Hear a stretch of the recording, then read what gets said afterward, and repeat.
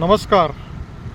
माझी वसुंधरामध्ये पहिल्या आलेल्या पिंपरी चिंचवड महानगरपालिकेमधील माझ्या सर्व पर्यावरणप्रेमींना बघा, म्हणजे राज्यामध्ये आणि देशामध्ये हिंदुत्ववादी सरकार असलं की आमच्या नद्या कशा सुरक्षित होतात ह्याचं एक उत्तम उदाहरण म्हणजे आमची ही इंद्रायणी नदी. आणि हे एवढ्यासाठी म्हणतो आहे कारण ज्या इंद्रायणीला आम्ही माता म्हणतो, हिंदू धर्मांमध्ये नद्यांना एक अनन्यसाधारण असं महत्त्व, आम्ही त्याचं जलपूजन करतो. किंवा आता इव्हेंट सुरू होतील नदीच्या नावाने, कोणी आरत्या करेल, कोणी त्याला साडी देईल, कोणी चोळ्या देईल, कोणी सायकल चालवेल. आणि आमच्या हिंदू धर्मांमध्ये नदीला इतकं महत्त्व आहे आणि केंद्र आणि राज्य सरकार इतकं कष्ट घेतं. आणि त्याचबरोबर आमची पिंपरी चिंचवड महानगरपालिका देखील त्याच्यामध्ये भर टाकते.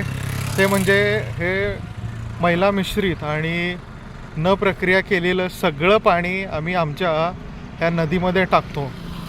ठीक आहे, ह्याला फक्त आणि फक्त बांगलादेशी नागरिक जबाबदार आहेत बरं का.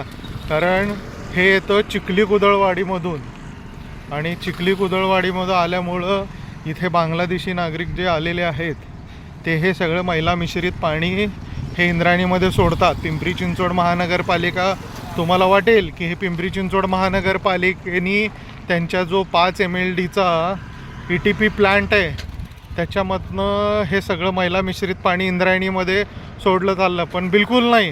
ह्याला पूर्णतः हे बांगलादेशी नागरिक आहे जे इथे येऊन वास्तव्यास आलेले आहेत.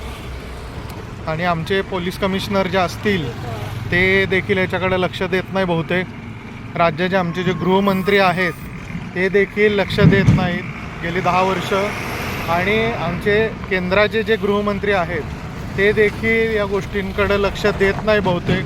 आणि त्याच्यामुळे पिंपरी चिंचवडमध्ये बांगलादेशी नागरिकांची एवढी संख्या वाढलेली आहे की त्यांनी इथलं बघा, हे हवेचं प्रदूषण, ठीक आहे, त्याच्यानंतरनं इथलं नदीचं प्रदूषण, हे सगळं करून आमच्या हिंदू धर्मियांना धोका पोचवायचं काम ह्या बांगलादेशी मुस्लिम लोकांनी केलेलं इथं दिसतंय. बाकी याच्यामध्ये दुसरा कोणाचाही काही दोष नाही आहे. ठीक आहे, हे बघा, हे सगळं मैला मिश्रित पाणी हे बांगलादेशी नागरिकांनी ह्याच्यामध्ये सोडलेलं आहे. याची खातरजमा करून घ्या. धन्यवाद.